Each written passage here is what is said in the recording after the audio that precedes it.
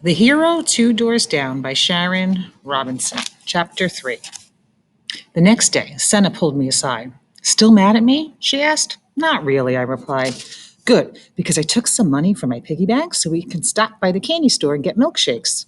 Sounds good to me, I said. I can't stay long, though. Me neither, Senna replied. We walked over to the Jenkins candy shop in silence. I wasn't really mad at you. I was just mad, I told Senna as we climbed up on the leather covered bar stools and ordered 2 vanilla shakes. Senna looked embarrassed.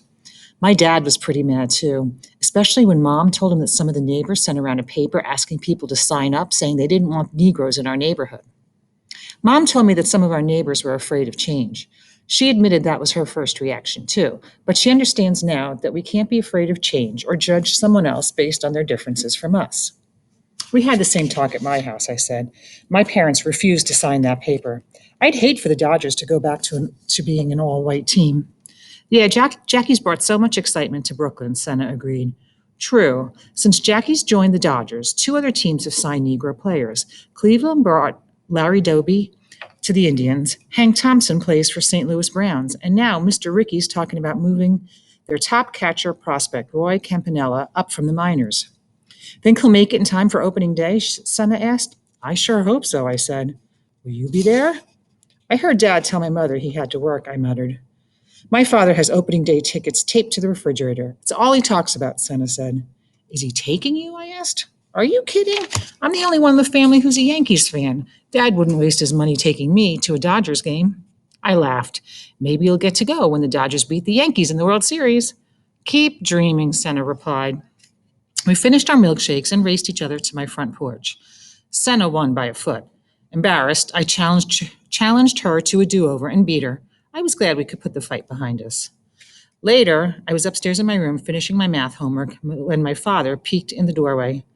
Hi, son, he greeted me. His face had a wide grin plastered across as if he had a secret. Hey, Dad, I called out, studying a man who usually wasn't so cheerful after work. I have good news, Dad said, venturing inside my room. You got us opening day tickets? No, Stephen, I do not have opening day tickets, Dad replied. Maybe we really weren't going to the Dodgers opener, I thought. My father sat on the edge of my bed. Sorry to disappoint you, but my news may cheer you up. Remember we talked about a black family buying 5224 Tilden Ave? Yeah, I remember. Well, the sale went through. The Palin family will move in soon. What about that piece of paper and the neighbors not wanting a Negro family? What about that piece of paper and the neighbors not wanting a Negro family to move in? Turns out that only a couple of people signed the petition, Dad explained. Most of our neighbors feel as your mother and I do. The Palins should not have any trouble from the neighbors. They will be welcome. Is that good news? I asked. Part of it, Dad replied. The real estate agent who sold the house to the Palins is a customer of mine at the shoe store. He came in today and told me that the Palins have rented the top floor of their house to a player from the Dodgers. I jumped up at my desk. I jumped up from my desk chair, faced my father. Are you kidding? I heard that the players lived in regular Brooklyn neighborhoods, but I never dreamed I'd be so lucky to have one live near me. Who is it, Dad? That's the thing, my father said. My friend said he wasn't at liberty to share that information. I think they're waiting until the house, till the lease is signed. So I guess we'll just have to wait and see. Oh, I sighed. Gee, Dad, do you think it's Pee Wee? Dad stood up. I don't know. Jackie? Stephen, stop guessing. We'll know soon. I couldn't sleep that night. I stayed awake thinking about my new neighbors. I knew that when the baseball season was over, players usually returned to their home communities so they could work. At the start of the season, they had to find a new place to rent closer to their teams. Some players shared rooms in private homes and had walked to work at Ebbets Field, so it could be any of the players. At breakfast, I pressed Dad for more details. Since the Palins are Negroes, it makes sense that they'd rent to a black family, so it's either the Robinsons or maybe Roy Campanella. That's a possibility, but just because the Palins are Negroes doesn't mean their tenant will be black, Dad reminded me. True, but you have to admit it's likely, I pressed. The Dodgers have 40 players on their roster. It could be any of those men. I bet you it's Jackie, I announced, jumping up from the table, dancing around the kitchen. Jackie, Jackie, Jackie! Sit down, Stephen, Dad commanded. You're getting ahead of yourself. And don't go to school bragging that Jackie Robinson is moving to Tilden Ave. Really, Dad? A Dodgers player, 2 doors down. I don't care who it is. This is a dream come true. He chuckled. I understand, son. The next couple of weeks were absolute torture. In late March, a moving van pulled up in front of 5224. I ran out of the house without a jacket and plopped down on the top step. I watched as the Palins family's furniture was unloaded from the truck and hauled into the bottom floor. As evening set in, Mom called me inside for dinner. The new family has moved in, I reported. Yes, I saw the van. Did you see any children? A boy and a girl, but they look like teenagers, I told her. Is that why you look so disappointed? Mom asked. I was hoping it was the ball players' moving van. It shouldn't be much longer, Steve. I'm planning on cooking a pot roast and taking it over to Mrs. Palin tomorrow. Want to come with me? Sure, I replied. Think Mrs. Palin will tell us who's going to be living on the top floor? I don't know, Stephen, and you are not to bring it up. We're going over there to welcome the Palins to the neighborhood and not pry into their private business. But, Mom, whoever moves into 5224 obviously wants privacy. They have to deal with fans at the ballpark. When they come home, they're family men, just like your dad. He'll want time for his family, and you have to respect that, Stephen. Are you clear? Am I clear? Yes, Mom, I won't be a pest, I promised. The next morning, we walked over to greet our new neighbors. It was cold, but I was sweating under my jacket. Would Mrs. Palin tell us who was renting her top floor?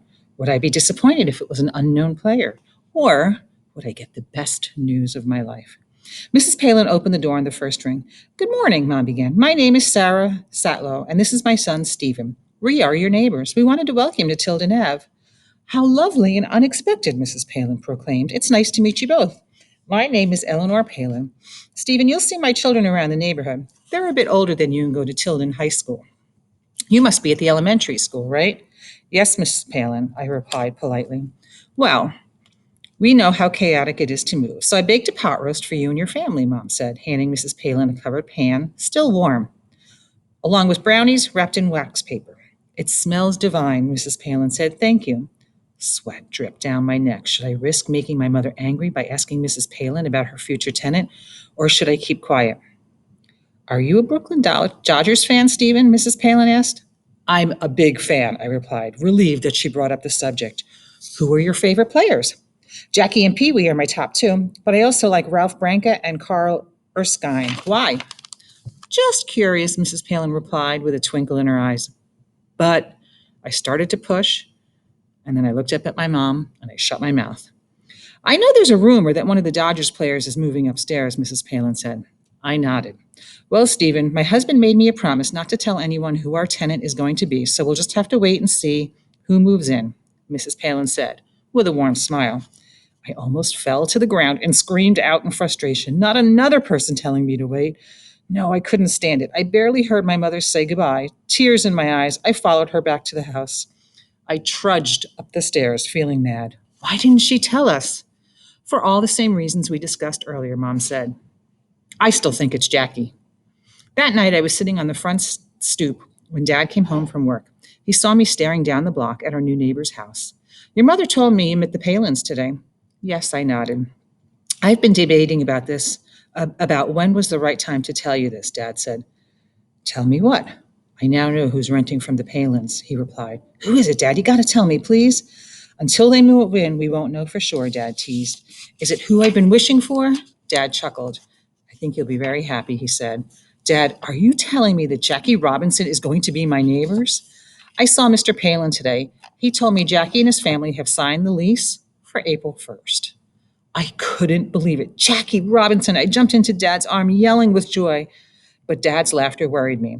It was almost April 1st, and he loved a good April Fool's joke. I pulled away from him. Are you making up a story? I wouldn't do that to you, son. Is it really true, Dad?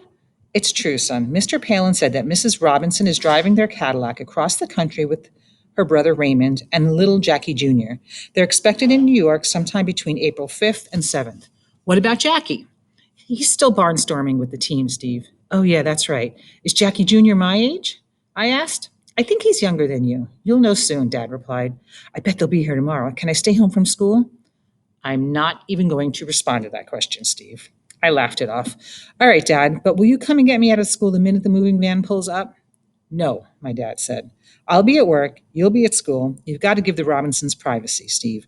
Promise me you won't drive Mrs. Robinson crazy with questions about Jackie. I slid down to the step below my dad. I honestly didn't know how I'd react to Jackie's Robinson's living so close to me. It was just too important. None of my friends would have even believed me until Jackie actually moved in. I looked at my dad, shrugged my shoulders. I'll try not to be a pest, I promised. I jumped off the stoop. Time me, I insisted, before running to Jackie's new house and back. How long did it take? 30 seconds tops, Dad said. Just think, I'll be living that close to a Brooklyn Dodgers player, I shouted. Every day after school, Senna and I would race home, hoping to find a moving van parked outside of 5224 Tilden Ave. Wednesday, April 7th, I got my wish. We broke into a trot, reaching the truck just as two men lifted an off-white couch from the back of the van. My heart pounded so hard, I was sure the men would see it beating under my coat. I wanted so badly to peek inside the house, but Senna wouldn't let go of my hand. Instead, we stood back and watched for a glimpse of the Robinson family. We stood out there for what felt like forever without seeing anyone. Finally, Senna had to get back home, and I knew my mom wouldn't want me out there trying to see the Robinsons, so I headed home too. The wait was driving me crazy. I kicked a small stone in frustration and I walked towards the stoop. There's a moving truck outside the Robinsons, I reported as soon as I got inside, and Mom shut the door. I know, honey. We sat in the kitchen, snacking on crisp carrots and apple juice. I was antsy to get back outside and continue looking for our new neighbors. Can I ride my bike? You promised your father that you wouldn't pester the Robinsons, Mom reminded me. I just want to make sure it's them, that's all, I protested. Move-in day is stressful. Give them some space. Saturday we can pick cherry blossoms and bring them over to Mr. and Mrs. Robinson. How does that sound? Fine, I muttered. I'll just sit on the stoop. You may not leave the yard, my mother told me. I won't. I sat on the last top step until the workmen brought the last piece of furniture into the house. I spotted Mrs. Robinson and her son once, but there was no sign of Jackie. I was being cool and staying at a safe distance from the Robinsons' home, but I couldn't guarantee how I'd react when Jackie appeared. My stomach was in knots. I almost cried when the moving van pulled away from the curb and Mom called me inside. Saturday morning, I was up before sunrise. I opened my bedroom window, stuck my head out, and I stayed there until Mom pulled me back inside. Stephen, she scolded, how many times do I have to tell you not to lean out the window? Oh, Ma, I was just looking for Jackie. Get dressed. After breakfast, we'll pick some cherry blossoms from the tree in our front yard and take them over to the Robinsons' house. I jumped into my mother's arms, kissing her generously on both cheeks. She hugged me tight. Thank you, Mom. Chuckling, my mom reminded me that Jackie might still be traveling. Try not to show your disappointment, Steve. I looked up at her, wondering how to pull that off. That is chapter 3.